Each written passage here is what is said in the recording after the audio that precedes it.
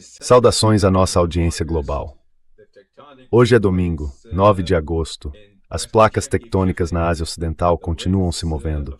Os ventos da mudança continuam soprando, e é por isso que estamos aqui. Se você gosta do que fazemos, por favor, clique nos botões de inscrever-se e curtir. Vá ao Substack e torne-se membro pagante, para que possamos entregar boletins de segurança na sua caixa de entrada 2 vezes por semana, agora. Sinto-me profundamente honrado e muito grato ao meu querido amigo e colega, Danny Haiphong, que vocês sem dúvida já ouviram antes. Ele gentilmente concordou em emprestar sua voz muito influente e muito bem informada a este canal. E somos gratos por isso.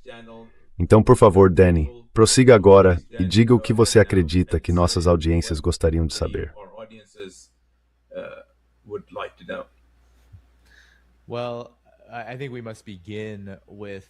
Bem, acho que precisamos começar pela situação extremamente caótica que os Estados Unidos, o CENTCOM e Israel enfrentam agora em relação à guerra em curso contra o Irã.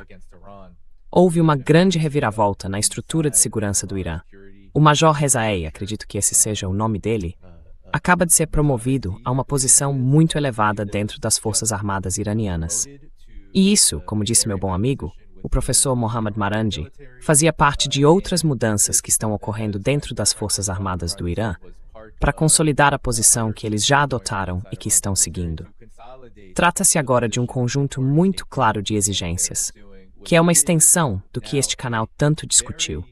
E isso continua muito relevante, porque agora o Irã está esclarecendo e tornando mais específicas essas exigências, em vez de negociar diretamente com os Estados Unidos. Algo que os Estados Unidos não farão.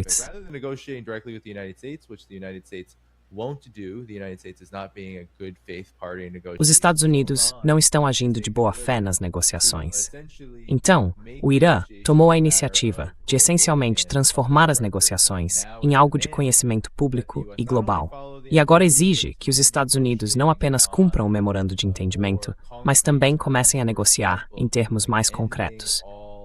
Por exemplo, o fim de todas as guerras de agressão na região. O Irã cita especificamente não só a guerra contra ele próprio, mas também contra o Iêmen, que está se intensificando. E a coalizão entre Estados Unidos e Arábia Saudita parece muito frágil e fraca ali, enquanto o Iêmen e o Ansar Allah continuam revidando e defendendo não apenas seu território, mas também atingindo instalações de energia sauditas em Jazan e outras áreas. E isso inclui o Líbano, é claro, como foi esclarecido na assinatura do Memorando de Entendimento em junho.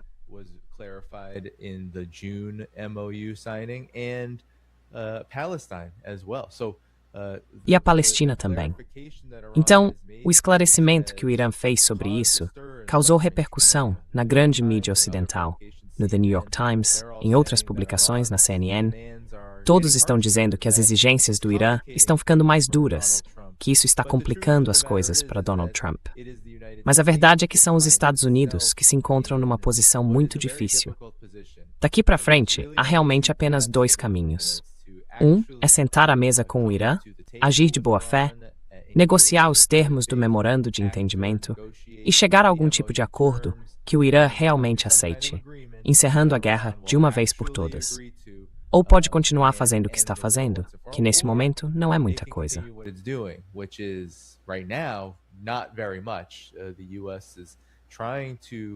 Os Estados Unidos estão tentando, como diz Donald Trump, manter isso em baixa. Foi o que ele disse ao repórter Barak Ravid, da unidade 8200, do Axios, que os Estados Unidos agora estão apenas assistindo o Irã sofrer economicamente, e que isso, por enquanto, já é suficiente. E que os Estados Unidos talvez estejam dispostos a simplesmente abandonar todas as conversas sobre o programa nuclear iraniano, desde que o Irã abra o Estreito de Hormuz. Bem, isso parece uma tentativa dos Estados Unidos de fazer concessões e reconhecer sua relativa fraqueza nesta guerra. Ao mesmo tempo, tentam usar essa fraqueza como vantagem para fazer o Irã aceitar coisas que ele jamais aceitaria, como abrir mão de sua influência e de seu poder sobre o Estreito de Hormuz, em troca de muito pouco, nem sequer dos termos completos do memorando de entendimento.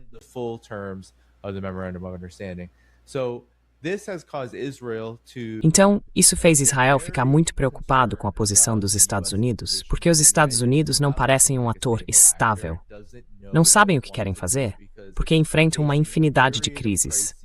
Entre elas, o fato de terem perdido a guerra e agora precisarem decidir o que fazer nessa guerra com Israel.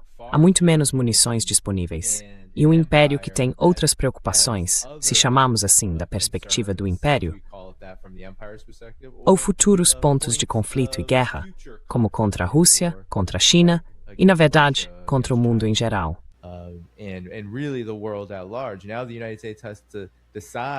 Agora, os Estados Unidos têm que decidir, e Donald Trump tem que decidir, se vão retirar tudo do resto do mundo e tentar apostar todas as fichas contra o Irã, o que não é uma boa opção, nem mesmo uma opção possível, ou se vão ter que sentar à mesa e negociar. E isso deixa Israel muito nervoso, porque Israel sabe que a única opção realista é a segunda, e não a primeira. Então Israel está dizendo que quer agir unilateralmente e atacar o Irã. Se isso acontecer, provavelmente vai levar a um desastre. Isso nos leva a um ponto que acho preciso. Os Estados Unidos não nome as quantidades de reunião.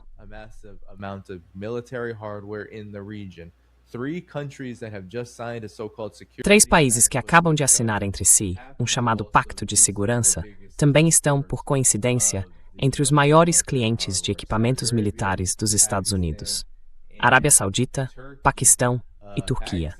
O Paquistão, é claro, vem atuando como mediador nesse conflito. Não entrou em guerra com o Irã. Mas a Arábia Saudita e a Turquia, cada uma à sua maneira. A Turquia, é claro, com seu apoio a Israel, com essa espécie de jogo duplo em todos os lados do mundo multipolar e do mundo unipolar. E a Arábia Saudita, como parte direta do conflito. Todas refletem como os Estados Unidos, de uma forma ou de outra, exercem sua influência, especialmente no campo militar.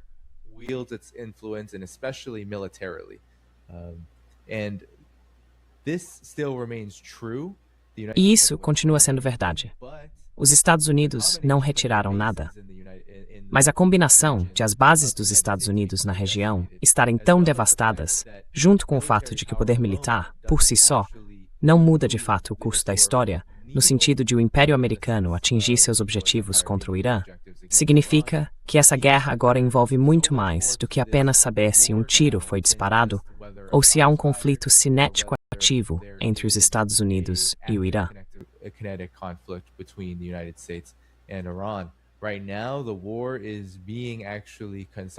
Neste momento, a guerra está realmente se consolidando e sendo travada, provavelmente, no ponto em que ela mais importa, o próprio fluxo do comércio no mundo todo.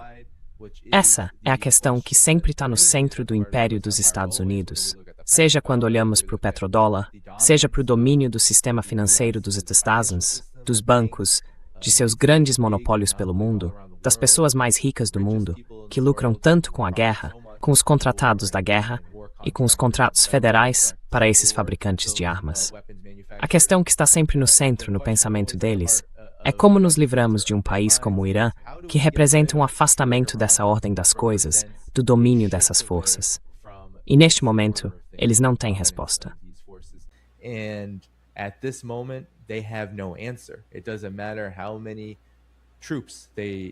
Não importa quantas tropas eles posicionem nessas bases.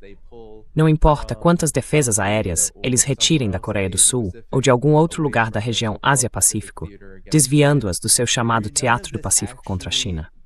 Na verdade, nada disso muda absolutamente nada. Não importa quantos caças eles tirem de seus porta-aviões e tentem disparar o restante de suas munições de ataque à distância contra a costa sul do Irã.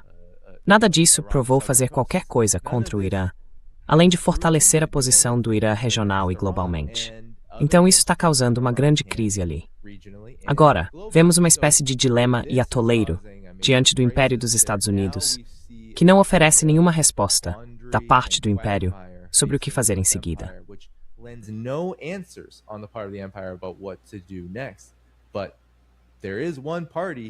Mas há uma parte nesse conflito que tem respostas, e essa parte é o Irã. O Irã está reorganizando seu aparato militar, está fortalecendo e consolidando seu controle sobre o Estreito de Hormuz, por meio dessas conversas técnicas com Oman. O Irã deixou muito claro que isso não levará a nada, a menos que os Estados Unidos realmente cumpram os termos do memorando de entendimento e passem a agir como negociadores de boa-fé, o que, é claro, sabemos ser altamente improvável. Então, o Irã está avançando para consolidar essa posição, consolidar sua posição no Estreito de Hormuz e chegar a um ponto em que esteja militarmente preparado para responder a qualquer tipo de futuro ato de agressão. Ao mesmo tempo, segue com o projeto de fortalecer sua estabilidade, seu desenvolvimento econômico e sua soberania, além do papel que vai ocupar como porta de entrada para a Ásia e a Europa, que é o que o Irã realmente é.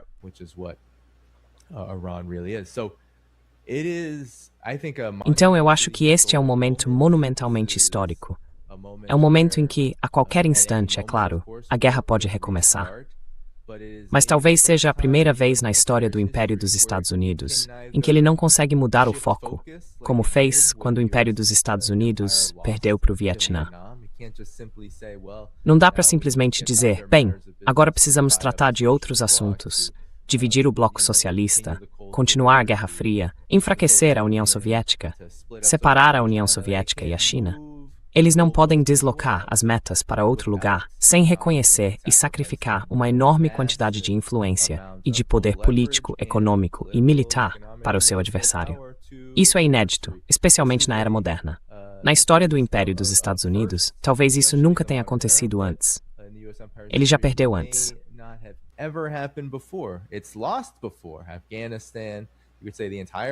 Afeganistão. Dá para dizer que toda a guerra ao terror levou a uma sequência de derrotas.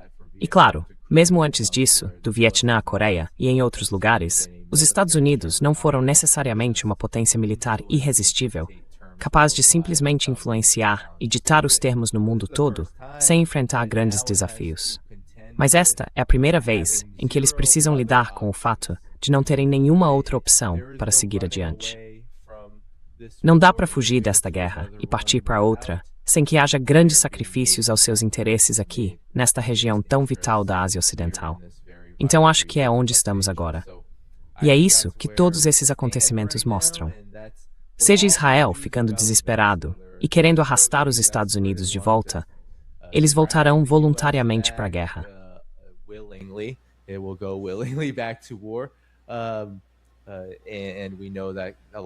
E sabemos que grande parte disso é uma negativa plausível por parte dos Estados Unidos e de Israel.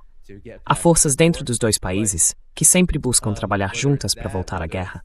Mas, seja isso, seja a situação na Arábia Saudita e no Iêmen, seja o fato de que o Estreito de Hormuz continua praticamente fechado, a menos que o Irã cobre suas taxas e permita que certos navios passem pela rota sobre a qual agora afirma ter controle. Não importa de que acontecimento estejamos falando, no fim das contas, isso reflete, eu acho, uma grande mudança na realidade geopolítica com a qual esta região, e agora o mundo, precisa se conformar.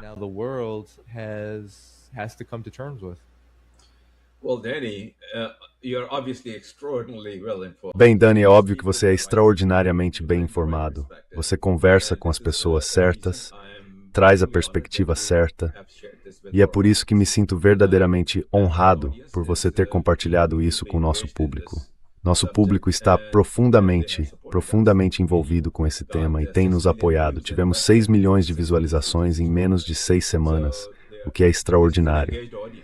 Então é um público engajado, e por isso fiquei tão contente que você tenha concordado em emprestar sua voz a nós. E eu faço parte de tudo isso há décadas, desde que era estudante. Conversei sobre isso com você antes de começarmos a gravar, e é por isso que o nome Haiphong significa muito para mim. Porque eu tinha 17 anos e ouvi esse nome todos os dias durante a fracassada aventura dos Estados Unidos no Vietnã. E no fim, todos sabem o que aconteceu. E esta é, na minha opinião, uma derrota ainda pior.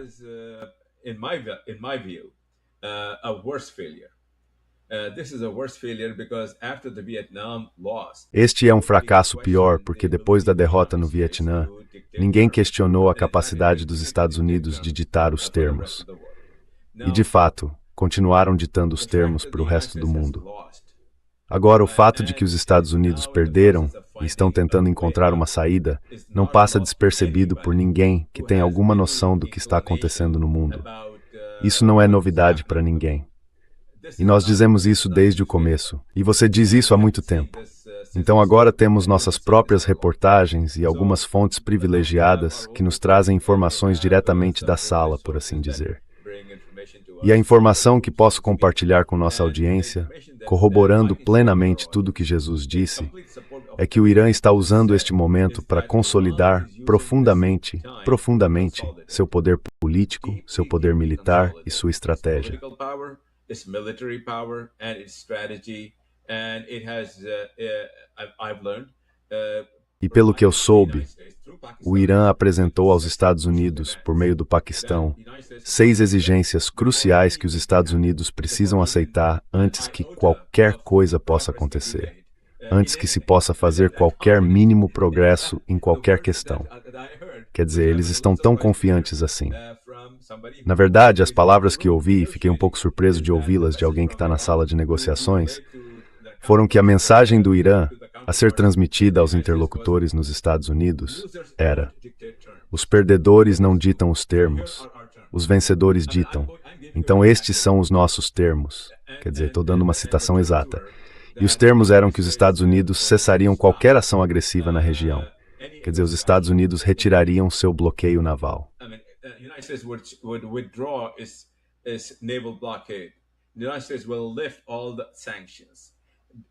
Os Estados Unidos vão suspender todas as sanções, devolver os fundos congelados aos cofres iranianos e não interferir nas discussões técnicas que estão ocorrendo agora entre o Irã e a IAEA. E essas são pré-condições, nem são condições, são pré-condições, para que o Irã suspenda o bloqueio que mantém no Estreito de Hormuz e permita a passagem de petroleiros. Caso contrário, todos podem ver o que está acontecendo com os petroleiros que o Irã não quer deixar passar. Enquanto isso, petroleiros de nações amigas estão passando. De fato, nas últimas 24 horas, 2 superpetroleiros destinados ao Paquistão, com bandeiras paquistanesas, passaram. Portanto, Trump se encontra numa posição muito difícil.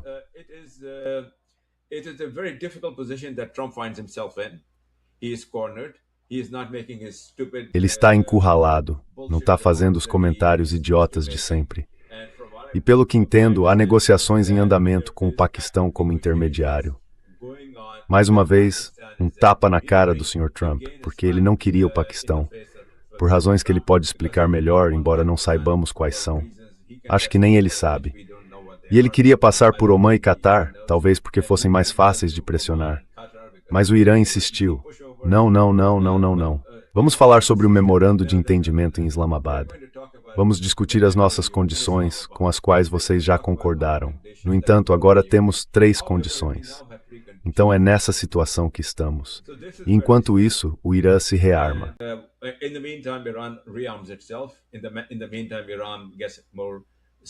Enquanto isso, o Irã fica mais forte. E outra coisa que quero que toda a nossa audiência saiba é que o Paquistão e a Turquia nunca atacarão o Irã. Nunca. Isso não vai acontecer. Não vai acontecer. O Irã e o Paquistão estão mais próximos do que estiveram nos últimos 50 anos. Muitos acordos foram firmados no último mês. Tenho o privilégio de conhecê-los, ainda não tenho o privilégio de discuti-los, mas vamos discutir. E eu já disse, de forma discreta, que a China depende do Paquistão para fornecer assistência técnica ao Irã na integração de um sistema Beidou de classe mundial, muito superior ao GPS, muito superior, e que dá ao Irã uma precisão extraordinária em sua capacidade de mísseis.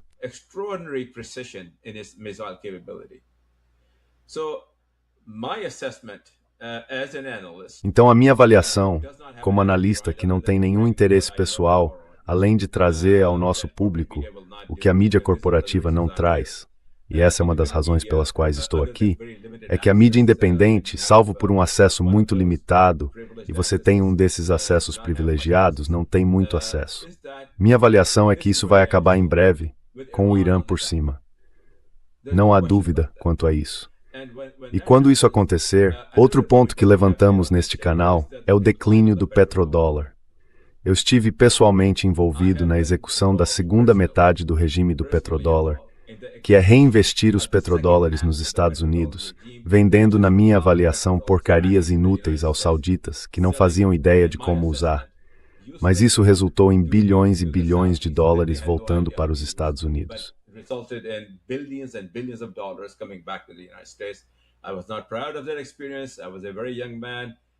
Eu não me orgulho daquela experiência. Eu era muito jovem, tinha pouco mais de 20 anos, e estava deslumbrado com o fato de viajar com os secretários de Estado e do Tesouro para a Arábia Saudita, me reunir com reis e príncipes, blá blá blá, dando explicações técnicas sobre por que eles precisavam dos sistemas, e eles não precisavam. Mas foi assim que eu fiquei sabendo disso. E fico feliz em dizer que estou vendo o colapso disso agora. Esse colapso pode levar anos, pode levar meses, mas não há dúvida de que vai acontecer. E mais uma vez, nosso público merece saber disso, porque pode se preparar. O resultado de tudo isso é que a posição dos Estados Unidos no mundo vai ser enfraquecida. Ela já está enfraquecida.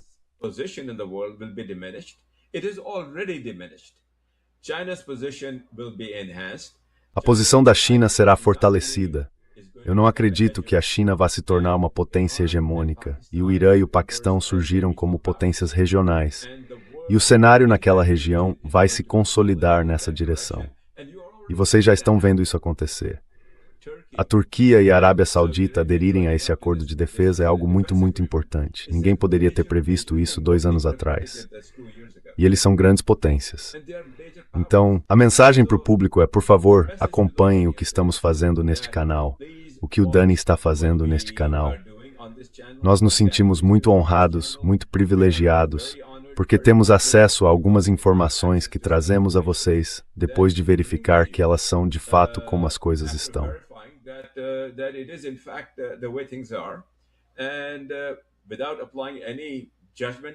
E sem aplicar nenhum julgamento a isso, sem passar nenhum verniz nisso, é a verdade sem verniz.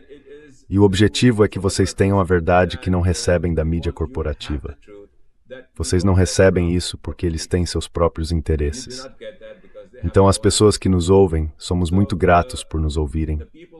Trazemos os fatos como os conhecemos, e os fatos, à medida que se desenvolvem, talvez 2 ou 3 dias, às vezes até uma semana antes de vocês começarem a ouvir falar disso. E o mundo, sem dúvida, vai ser um mundo diferente. Na minha opinião, um mundo melhor. De volta para você, Dan.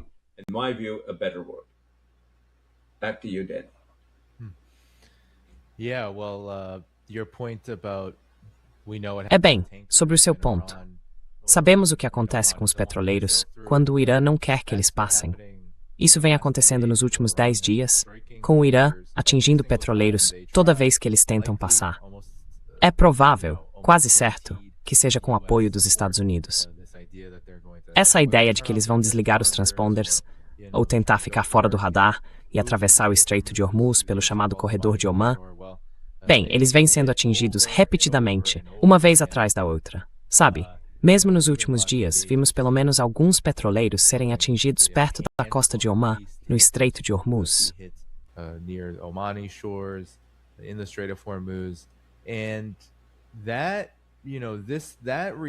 E isso, sabe, essa realidade, eu acho, ressalta exatamente para onde a situação mundial está caminhando. Houve um tempo, depois que a União Soviética caiu, em que os Estados Unidos, como você disse, ditavam os termos. E talvez pudessem ditar os termos para a maior parte do planeta naquele momento. Agora, nessa via marítima crítica, que a maioria considera uma via marítima internacional, embora ela margeie as costas iraniana e omanense, e, portanto, seja uma grande parte do próprio desenvolvimento soberano desses países. Apesar disso, os Estados Unidos agora têm capacidade zero de ditar os termos. Nenhuma, de forma alguma. Os Estados Unidos sempre falam sobre liberdade de navegação, especialmente em relação à China e ao Mar do Sul da China.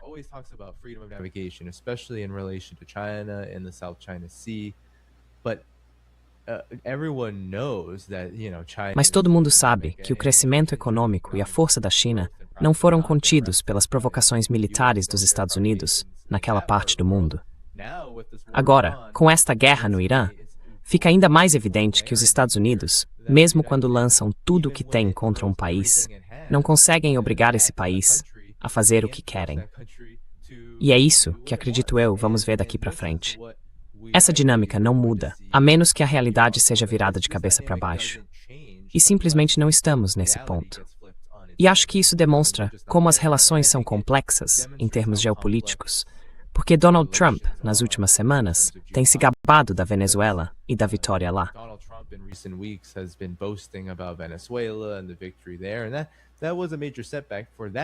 E isso foi um grande retrocesso para aquela parte do mundo. E estamos vendo as consequências disso todos os dias, à medida que a Venezuela se aproxima mais dos Estados Unidos. Mas mesmo assim, por causa do que o Irã demonstrou ao mundo, por causa dessas mudanças tectônicas que estamos vendo em direção a um mundo multipolar, a um mundo em que países como China, Rússia, agora o Irã e tantos outros estão se unindo e agindo de forma independente. Sabe, eu costumo dizer que o que está acontecendo na América Latina, o que está acontecendo na Venezuela, pode ser chamado de uma espécie de temporada de retrocessos. Mas é uma temporada. Não é para sempre. E acredito que os Estados Unidos sabem disso. É por isso que estão tentando desesperadamente cooptar uma determinada facção política na Venezuela para que faça o que eles querem.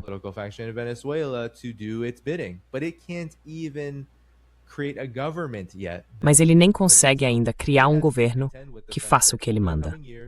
Então tem que lidar com o fato de que nos próximos anos, se as coisas continuarem piorando na Venezuela, pode haver revolta e rebelião internas que afastem os Estados Unidos cada vez mais do que eles querem, que é impor a doutrina Monroe naquela região. Então o Irã, eu acho, expressou uma realidade que é possível em todas as partes do mundo. Ou seja, se houver tanto uma arquitetura de segurança, quanto um nível de soberania, e uma visão em um governo formado por forças dispostas a seguir essa visão, então as pessoas têm esperança de um mundo diferente e de um futuro diferente.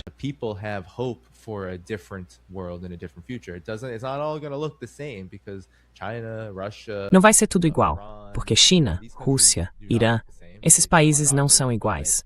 Eles não são governados pelas mesmas forças. Têm estruturas políticas e econômicas muito diferentes. No fim das contas, eles buscam um mundo mais livre, mais soberano, e estão dispostos a demonstrar força. Seja o Irã se defendendo e construindo esse aparato militar que se mostrou incrivelmente forte, além de uma economia resiliente, capaz de suportar o pior de um regime de sanções dos Estados Unidos. Seja a Rússia, da mesma forma, capaz de enfrentar a OTAN, e não apenas não recuar, mas também fortalecer, nesse processo, tanto suas forças armadas, quanto sua resiliência econômica.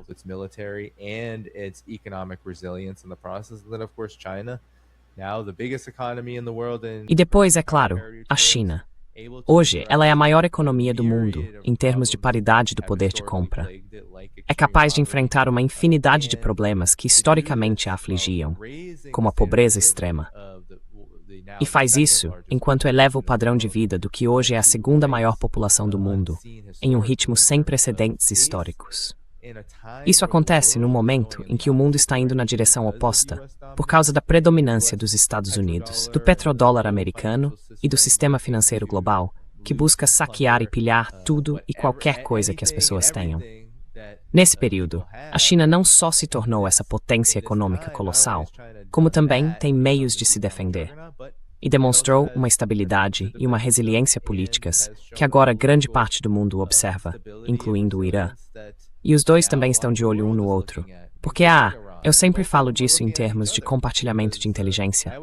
Muita gente sabe que a China, essencialmente, expulsou a CIA. E tem sido incrivelmente difícil, se não impossível, para a CIA estabelecer qualquer tipo de influência e presença dentro da China.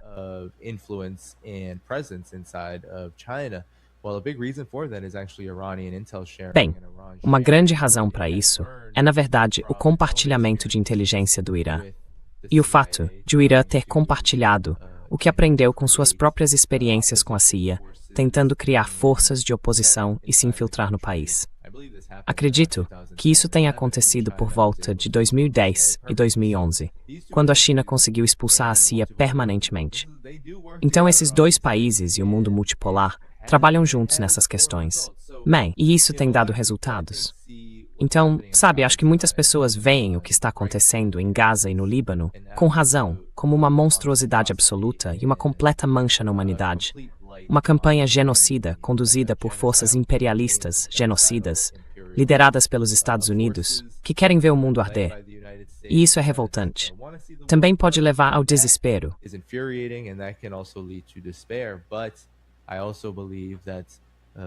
Mas também acredito que o mundo é muito mais complicado do que isso. E não vemos resistência apenas nos lugares onde esses genocídios horríveis estão acontecendo. Vemos, talvez, níveis ainda mais avançados de resistência no mundo todo. E acho que é aí que, se pudermos falar sobre isso e revelar isso, se pudermos realmente equilibrar o que de fato está acontecendo neste mundo, então quando chegar a hora, e ela vai chegar, de os Estados Unidos terem que ser retirados de seu pedestal como esse albatroz imperial que tenta sufocar o mundo, talvez as pessoas no Ocidente, talvez as pessoas nos Estados Unidos, talvez pessoas no mundo inteiro estejam muito mais preparadas para se unir e construir algo diferente, a partir de uma perspectiva de abertura, curiosidade e rigor intelectual que neste momento não existe no Ocidente coletivo. E essa é, neste ponto, a versão mais eficazes do Império dos Estados Unidos. Tool and weapon of the US Empire at this point. It doesn't really have any other effective tools and weapons at this point. Neste momento, na verdade, não tem outras ferramentas ou armas eficazes. Tudo, mesmo quando está dando dinheiro, o que muita gente confunde com vitória total, mas mesmo quando esses monopolistas, esses imperialistas, ganham dinheiro, faturam, muitas de suas ferramentas estão se tornando mais abundantes. Você mencionou o petrodólar. Ele também está vivendo alguns de seus piores dias em relação ao futuro. Mas acho que o ponto principal é que os Estados Unidos, neste momento, só podem contar com o controle da narrativa, com garantir que as pessoas não tenham acesso a tipos diferentes de informação, que sejam submetidas à propaganda da perspectiva dos belicistas, dos neocons, das elites que prefeririam ver o mundo arder, a abrir mão sequer de uma parcela mínima de seu controle sobre os assuntos e os destinos de bilhões de pessoas no mundo todo.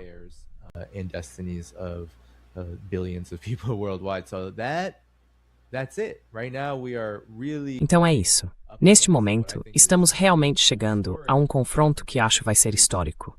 A verdade contra as mentiras.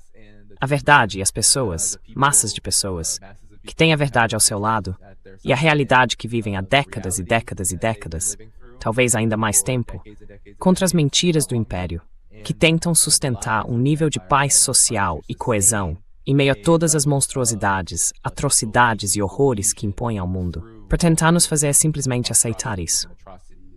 E acho que o desespero é uma grande parte disso. Try to get us to just accept that, and I think despair is a big part of that. If we despair, if we say, yeah, this is too much. Se nos desesperarmos, se dissermos, isso é demais, eles são poderosos demais, então abrimos mão de qualquer chance de participar deste mundo em transformação. Então acho que uma mensagem que eu gostaria de transmitir às pessoas é que tudo o que estamos vendo no mundo abre muitas oportunidades para um mundo melhor e mais pacífico. E a única forma de nos envolvermos mais nisso é entender o que está acontecendo e não sucumbir ao desespero, nem a qualquer outro tipo de conclusão emocional, política ou intelectual que nos impeça de seguir em frente, por mais humano que isso seja. É simplesmente humano se sentir horrível e passar por uma dor e um sofrimento absolutos ao ver outras pessoas passando por dor e sofrimento.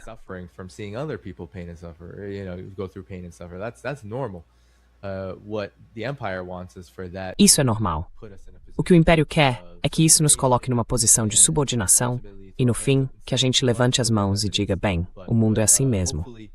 Mas espero que cada vez mais, à medida que falamos sobre essas guerras e as entendemos melhor, suas raízes, quem está puxando as alavancas, como pessoas e nações estão se movendo em direção a um tipo diferente de realidade, cada vez mais pessoas no mundo, especialmente no Ocidente em seu conjunto, dentro da paisagem imperial dos Estados Unidos, comecem a mudar a narrativa, virar a narrativa, desafiar a narrativa e se envolver num nível mais profundo.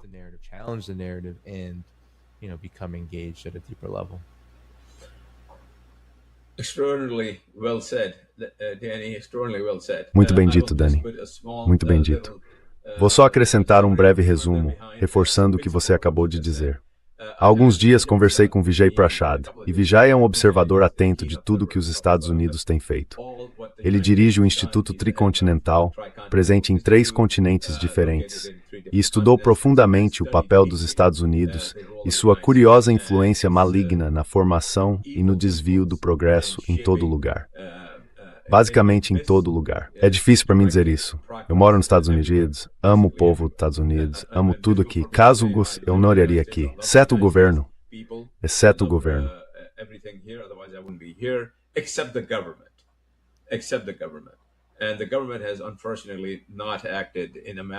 Infelizmente, o governo não agiu de uma maneira que apoie a liberdade e o desenvolvimento das pessoas em todos os lugares. E o que Vi já estava dizendo, e nós transmitimos isso há alguns dias, é que os Estados Unidos divulgaram que um acordo de paz havia sido feito em Oslo, blá blá blá, e que estava tudo aí, e que dali em diante tudo estaria muito bem. Mas não foi isso que aconteceu. Na verdade, não houve acordo de paz. Os termos sempre foram impostos a todos.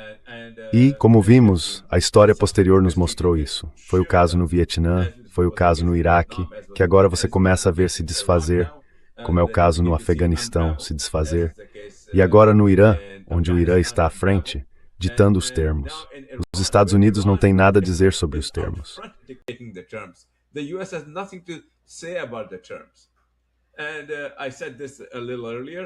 E eu disse isso um pouco antes. Vou repetir, porque isso é muito significativo.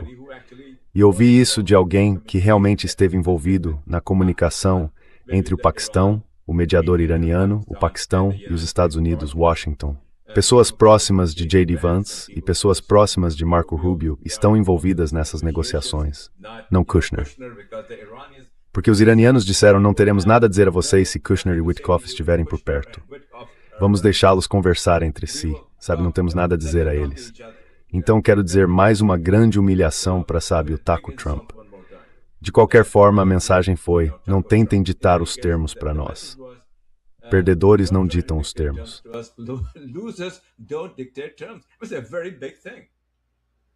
Foi algo muito grande. Os vencedores ditam os termos. Vocês querem que a gente venha para a mesa de negociações? Certo, então aqui estão as pré-condições. E eu acabei de mencionar quais são elas. Então, é um sinal esperançoso. Quero dizer, eu vivo nesse país há 50 anos. Cheguei aqui muito jovem, sabe, para estudar e tudo mais. E vi este país, infelizmente, muitas e muitas vezes, fazer o tipo de coisa que vemos ele fazendo agora. Mas esta é a primeira vez, literalmente a primeira vez, em que conseguimos divulgar a verdade muito antes da propaganda, apesar do grande esforço para controlar a narrativa. Apesar do grande esforço de David Ellison para comprar o TikTok e controlar o que o TikTok diz, comprar a CBS, comprar a Paramount, comprar a CNN, blá blá blá. Tudo isso só para que ninguém jamais ouça qual é a verdade.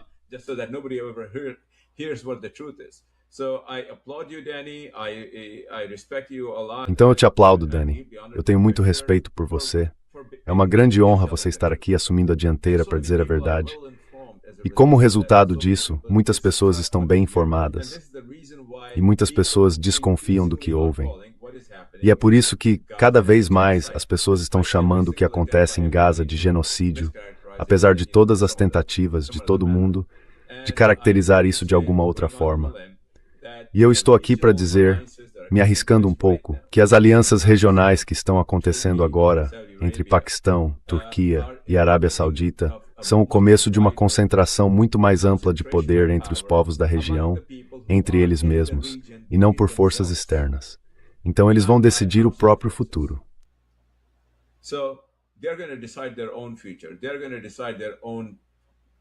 Eles vão decidir o próprio futuro. O próximo passo, o caminho para esse próximo passo, e quem os apoia de uma forma muito positiva, é a China. A China não entrou tentando impor a própria vontade, como Israel com arrogância e tudo mais. Ela sempre entrou para desenvolver infraestrutura. Então a China acredita na segurança coletiva, e é isso que está acontecendo. E esta é uma mudança geopolítica devido a uma mudança de direção política. Estamos felizes em trazer isso ao nosso público e felizes em apresentá-lo com vozes informadas e profundamente analíticas, como a de Danny Haiphong. Então, obrigado, Danny. Se você gosta do que fazemos, por favor, clique no botão de inscrição clique no botão de curtir, acesse nosso canal no Substack, torne-se um membro pagante e nós entregaremos isso na sua caixa de e-mail 2 vezes por semana. Inscreva-se no Danny Haiphong, uma voz muito bem informada. Normaals met en bravers, de stavas keiterkt. Doning, het zegt me query safe. Danny, you want to say anything in closing? Sure, no, well, I really appreciate all of that. Claro. Bem, eu realmente agradeço tudo isso.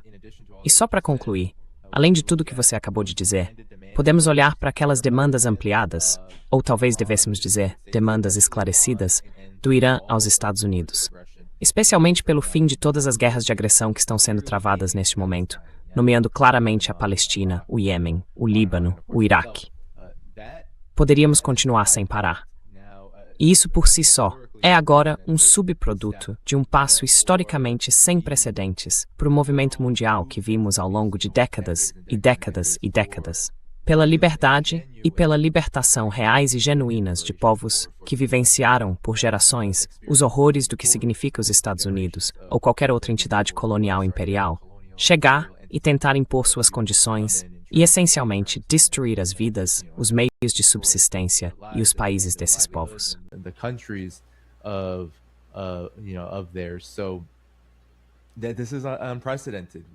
Então isso não tem precedentes. Nunca vimos um país e um povo conseguirem se levantar assim, militarmente, e depois dizerem não. Nós somos a autoridade que está defendendo e ajudando a representar toda a resistência para acabar com essas guerras de agressão. Isso vai entrar para os livros de história. E vai marcar, e eu acho já marcou, um passo crucial rumo a uma realidade muito diferente, não só naquela região, mas no mundo. Então todos devem se preparar, porque isso não é algo que os Estados Unidos, Israel, ou quem mais eles conseguirem arrastar junto, gostam de ver. Então, teremos um caminho turbulento pela frente, mas um em que a trajetória se curva rumo a algo muito melhor do que o que existe agora.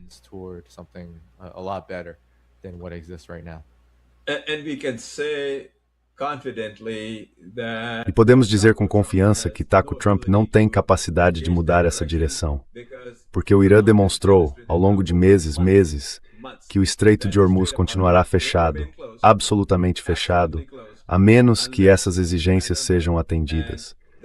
E o mundo não pode suportar muito mais disso, porque a reserva estratégica de petróleo está no nível mais baixo e vai estar quase esgotada em algumas semanas. E o resto do mundo, obviamente, já está esgotado. Então, queira ou não o Sr. Trump aceitar esses termos, acreditamos, este é o nosso julgamento, que ele não terá outra escolha a não ser dizer sim. Sim às exigências iranianas. E quando chegar o momento, esta será a primeira vez na história recente, desde a Segunda Guerra Mundial, que os Estados Unidos serão humilhados e obrigados a aceitar termos que não queriam, aceitando uma resolução que foi literalmente enfiada goela abaixo. E esse será o Tpori no mundo.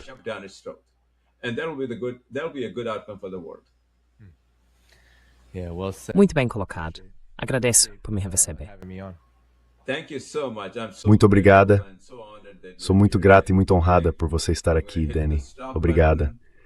Vou apertar o botão de parar, você vai ser enviado em um segundo. Danny, eu pedi seu WhatsApp porque